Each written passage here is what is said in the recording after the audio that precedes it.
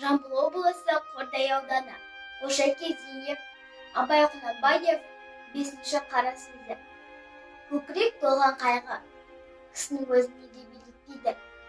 Бойды шымырлатып, буынды құрғатып, я көзден жас болып ағады, я тілден сөз болып ағады.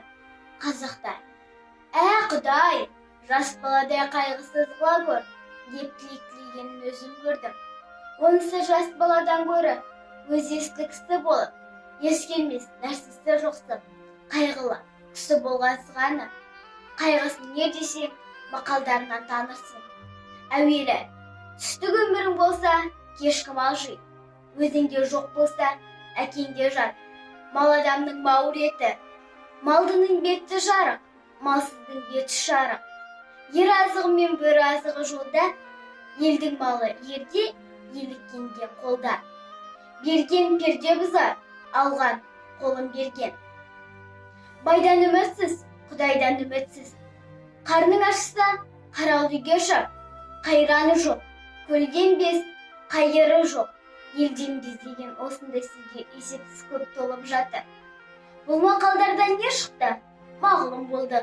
Қазақ тыныштық үшін, білім үшін, ғылым үшін, әділет үшін қам жебейді екен. Мал үшін қам жейді екен.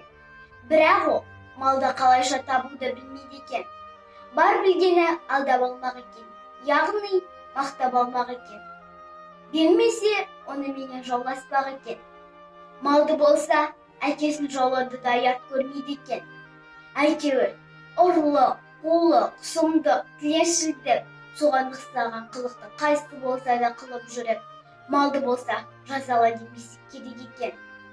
Бұлардың жас баланың ақылынан есі артық, бірақ жас бала құзылы ошақтан қорқушы еді. Бұлар тозақтан да қорықпайды екен.